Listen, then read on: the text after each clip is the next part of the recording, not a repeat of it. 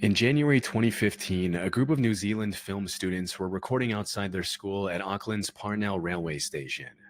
The footage you're seeing now was recorded by a student named Chris Muir. For a few minutes, Chris and his friends were messing around and having fun as they filmed.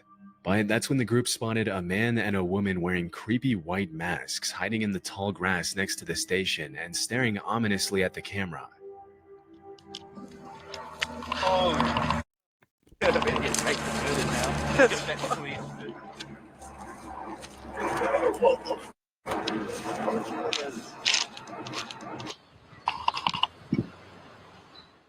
As it was later revealed, Chris and his buddies first thought that the masked people were probably pranksters from the school trying to creep them out, which is why they can be heard laughing throughout the footage.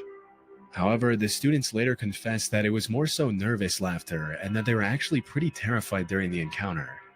Disturbingly, looking at the footage, they noticed that the couple appeared to be armed. In some of the clips, it looks like one of them is holding a pistol. So, anyways, I started blasting. Yeah, what? Alright. Oh. Where's the other one? Where's the other one?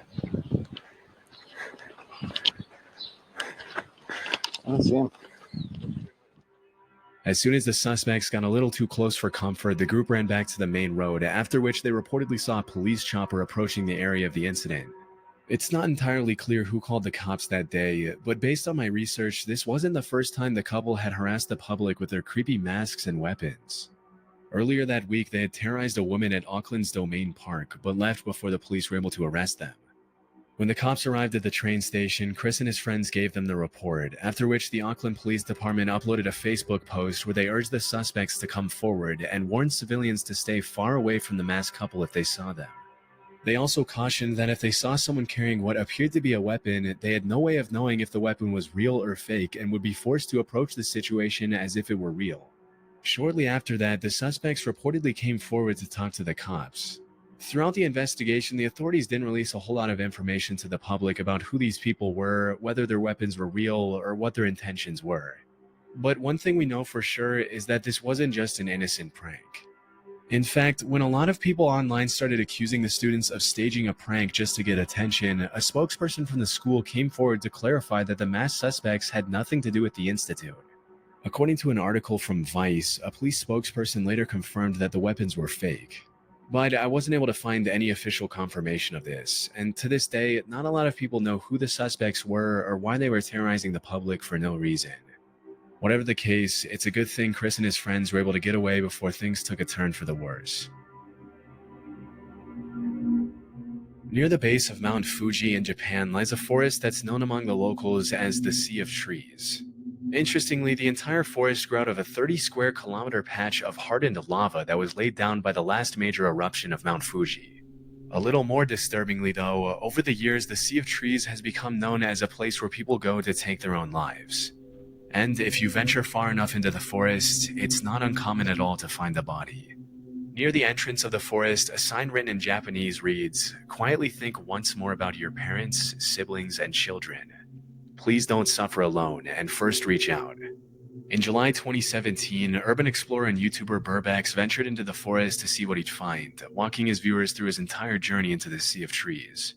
But even though the video starts out tame enough, just a few minutes into his exploration, the uploader comes across an abandoned bike, and that's when things get a little disturbing. I'm only a few meters away from the road right now, but I've already found an abandoned bike. It's actually a pretty nice bike. Let's take a look at it.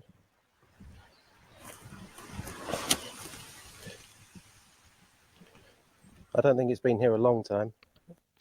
Yeah, that bike look brand new. Not brand new, but look recent. What do we got in here? And there's a packet for a knife. I think I've just found some kind of note in a bag. It says 1211. I can't quite make out. I think this is... Wait, I don't know if it's Chinese or math. Drop a comment which I think that is. is somebody's name just here. And I'm not sure what this means. On top of the bike, Burbex finds an empty piece of packaging for a kitchen knife, and a few minutes later, he comes across a note written on a plastic bag. The note translates to 1211 verified, Fuji Yoshida Police Station verified, meaning it's likely evidence of someone who abandoned their stuff to take their own life in the forest, confirmed by the local police station. It's incredibly haunting to think how many lives have been lost in that forest over the years, and even more disturbing to think that any random passerby could easily find the body while exploring the terrain. Over the years, the Japanese government has implemented several measures, such as placing security cameras near the entrance to track those who walk inside, as well as training volunteers to talk to the visitors who are thinking of taking their lives. Still, this hasn't stopped people from following through with it, and the fact that the media has really played a big part in sensationalizing the forest in recent years hasn't helped either.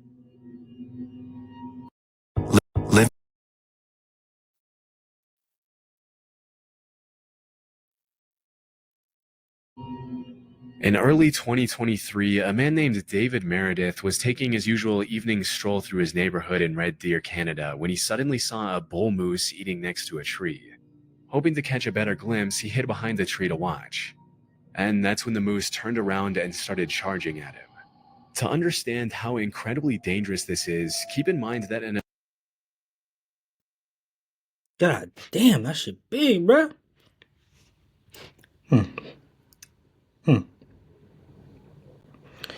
I'm 5'8", but I feel like 5'11", but I'm 5'8". A moose is probably like, what, fucking 20 feet tall? Probably bigger. And I seen one next to a car. That shit made the car look like a fucking baby. An adult male moose can run faster than 35 miles per hour, which is almost twice as fast as the max speed for the average human male. Even though moose aren't generally aggressive, they can easily trample and kill a human if they feel threatened, which is probably what happened here. Fearing for his life, David hoisted himself up the tree. Bro's in a tree. That shit still look big, bruh. God damn. I ain't gonna lie. I probably been hugging onto that tree for dear life. Or I'd probably been climbing higher. Next to him to avoid getting stabbed by the moose's antlers. I feel like I could take on a moose. I feel like I could. You know, catch off guard, you know, poke it in the eye. He just ran me up a tree.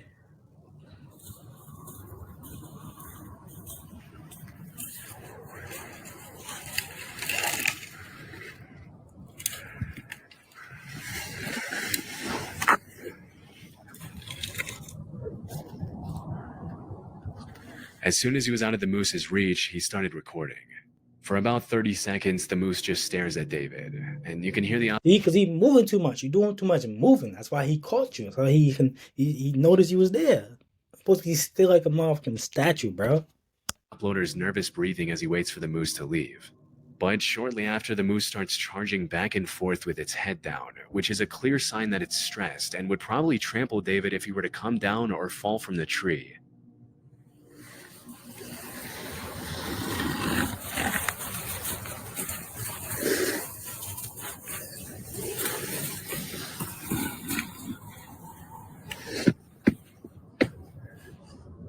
Based on what he mentioned to the news station that interviewed him a couple of days later, David stayed in the tree for over 10 minutes waiting for the moose to leave him alone. When asked how he climbed up the tree, he demonstrated how he pulled himself up by a flimsy-looking branch, which is honestly one of the most concerning parts of this. Bruh. You know how lucky he is? That small ass, bruh. Bruh. See, I'm not that lucky, man. Me, that shit probably would have broke. I ain't gonna, bruh. I'm not that lucky, bruh. But with me, I would have climbed out, that shit would have broke, and I'd have been assed out. Can I climb a tree still? Damn, I probably can't even climb a tree right now. This whole situation. That branch breaks, and David would have been at the mercy of a very angry moose and might not have lived to tell the tale. Luckily, after seeing that David wasn't coming down, the moose finally gave up and ran off, thanks to which the uploader was able to come down safely after waiting it out for around an extra half hour. In February 2018, a man named Greg Harris uploaded a GoPro video of himself riding his ATV on an unnamed trail. For the first few seconds, the footage shows pretty much exactly what you'd expect from this kind of upload. But in the blink of an eye, something extremely disturbing interrupts Greg's ATV ride.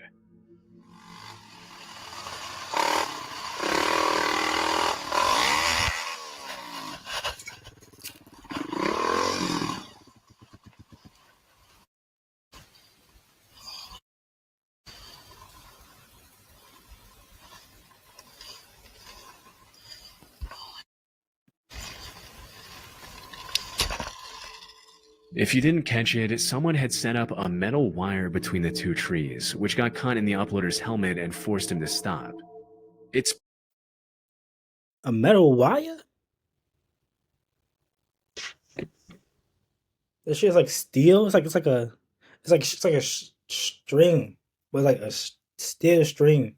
Bro, I see that in Wrong Turn. They used that in Wrong Turn movie, bro. They was on the jet ski, going mad fast, and that head came clean off. Like they didn't even know they was dead. They just body just plopped on off the jet ski on the ground. Nah, bro. Bro. That's straight murder, bro. Nah, bro. Whoever set that up gotta go to jail, my nigga. Come on, bro. pretty disturbing to think that if Greg hadn't been so lucky, he could have been decapitated by the wire. I just said that, bro. Head would have came clean off. He would even know he died, bro. He would have just felt a little bit of pain, and then nothing. But straight nothing. Fortunately, as mentioned in the video description, his speed, along with the wire hitting his helmet instead of his neck, caused it to break as he passed through it. It might seem shocking that anyone would even think of doing something as incredibly evil as setting up a lethal booby trap in the middle of an ATV trail, but sadly, it's actually pretty common in the dirt bike and ATV community. How's that, bro? That's no, put them niggas in jail, bro. Forget them niggas' life, bro. Come on, bro. You trying to get some bodies, bro? Because think about if he never broke that with his helmet, and he was a victim. Somebody else would have came along and been another body. It would have been just stacking up until somebody just happened to not get caught by that, and then called the police, and then they took it down. Sometimes these wires are set up by people trying to keep bikers off their property. Off your property, bro? You going to jail for that property, bro. Build a fence or something. Like, come on. I feel like there's other ways than something that lethal. That's so high risk to put you in jail. Others are set up by psychos who get irritated by the noise and decide to use violence to fix the issue. And the rest are set up by people who are just messed up in the head and want to bring harm to others for no reason. In this case, it's impossible to tell who is responsible for setting up the trap. This is just one of those videos where if the wire was set up just slightly lower, the accident could have easily been fatal. Luckily, he was able to walk away with minimal injuries, and he used his video as a way to warn others to watch out for these kinds of traps, especially when riding through trees. You see, I was thinking about, get one in the future, doing that, but man, see, I got one left, bro. I ain't got 9 lives, bro. I ain't got 2. I ain't got 1.5. I got 1. This head come off is over for me. Over. I ain't never going to ride a motherfucking Ferrari. I ain't never going to go on a private jet. I ain't never going to get some shit on my bucket list. I ain't never going to go skydiving. Well, I never going to go skydiving. I can't do heights. Well, you get the point. Back in the summer of 2014, a man named Chris was biking in the mountains near Fernie, British Columbia, when he suddenly noticed what appeared to be an animal approaching him in the tall grass. Immediately, he realized it was a mountain lion. Y'all see the mountain lion? I don't see it. I need glasses, so that's my excuse. But I don't see it. Where's it at? Yeah, nah, that shit sneak up on me. It's over for me. I can't see for nothing. I'm defenseless at night. And that's when he started recording. I don't know if you can see it, What's that? but there's a mountain lion. He's crouching in the grass. Bro, he's good, bro. I mean, they do that for survival. I mean, but like, food and like, everything. Like, I cannot see bro for nothing. He should get in the military, bro. Yeah. He's actually coming towards me. At first, it's kind of hard to see where exactly the animal is, but as Chris walks towards the Oh, I see it. Yeah, I see it. I mean, that's a little far, so I feel like I would have had time to spot it. You feel me? I feel like I would have been able to spot it if it got close enough. So, do some water at it. Run. Nah, I can't outrun it. We just gonna fight to the death, man. Cause I ain't going down. I'm not gonna get no lunch, no mountain lion. trail, you can see it emerging from the grass coming closer. That is a mountain lion. And he's stalking me. Even though mountain lions Drop a comment on which I would have done. Like realistically, don't make up some crazy shit like, oh, I would have did some karate on it, knocked it out. Like realistically, what would you have done with your skill set if you just happen to be walking that trail? You know, I'm pretty sure. I think you're going camping or some shit. I don't know, but I'm pretty sure you have like a little pocket knife. You know, if you don't, I don't know why you going in the forest with a pocket knife. You feel me? I'm going with like a machete or a samurai sword. Let me stop lying. I'm going with at least a pocket knife, something sharp. lion sightings are rare. They have been known to attack people in certain situations. And let's just say, if you see one stalking you in the tall grass, slowly approaching as it stares you down, you can be pretty certain that you're in danger. About 2 minutes into the footage, the lion starts walking a little faster, and Chris does the one thing you never do with a mountain lion by turning his back and starting to run.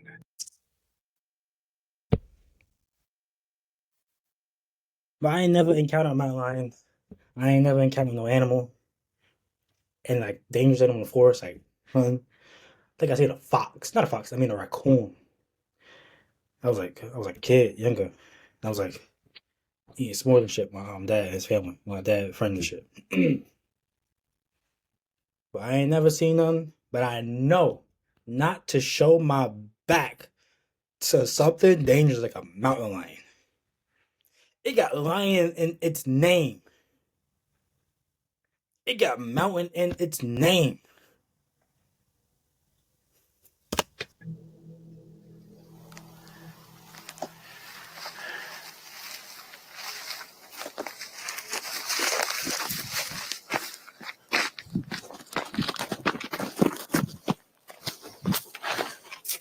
Did you just see how fast bro just came up out that grass? You turned around for a couple of seconds and bro turned it back around and he right there. He not that far from you no more. Trust and believe. He's not even that big, bro. Like, how big are mountain lions? I mean, he look mad small. He look like he about like, what, 3 feet? From this perspective, I feel like I could take it on. Hey, Mr. Mountain Lion. How are you doing? Oh, I'm doing well today. Like he gonna answer you. Nice to see you. Oh, he happy to see you too. Trust and believe. He real happy to see you on this beautiful morning. Nice to see you. I am much bigger than you. He don't care? You think he care?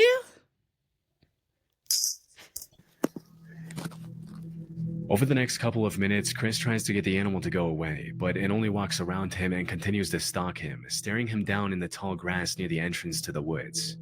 A couple of minutes later, the uploader manages to take a few steps toward the main trail back to his car, but he doesn't get too far before the mountain lion cuts him off again. Stay back. Stay there.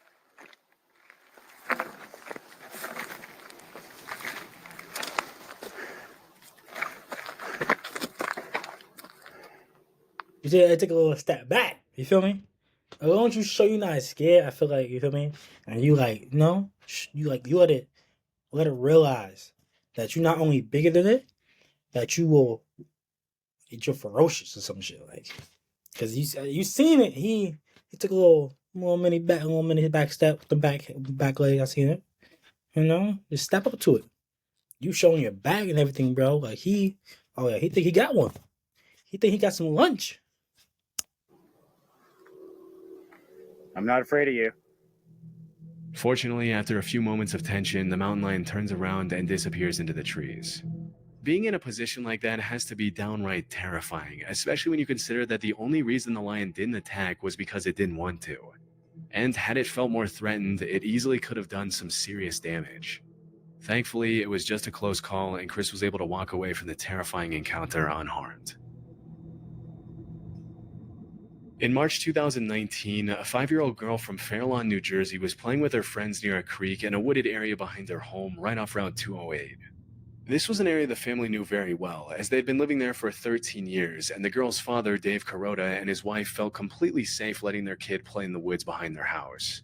But at some point during that particular afternoon, the girl came across a pile of clothing in the woods, after which she immediately ran back to tell her dad what she had found.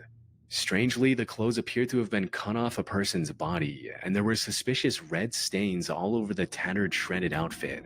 After confirming the bundle consisted only of women's clothing, Dave called the Bergen County Sheriff's Office and reported the incident, feeling like it was just too out of the ordinary for a random pile of cut-up clothes to appear near the entrance of the woods so close to his home. Even though this was the first time their daughter saw the clothes, it appeared they had been in the woods for several months, which explains some of the excessive wear and tear, but not the suspicious cuts and stains all over the outfit. Immediately, Fairlawn police started asking the public if they could identify the clothes, hoping that it was just a prank rather than something more sinister. Unfortunately, nobody came forward, and until the clothes can be linked to some sort of crime or to a victim, they can't be accepted for testing by the police department. To this day, the cops from the Fairlawn Police Department haven't been able to match the clothing to anyone in particular. And at this point, all we can do is hope that whoever those clothes belonged to did not come to the harrowing fate that the dark reddish stains imply.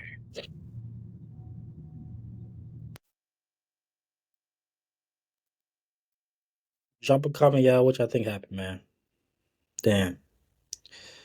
Hopefully, the person is safe, you know. Damn. Drop a like if you liked the video. Make sure you subscribe. And I'll see you next time.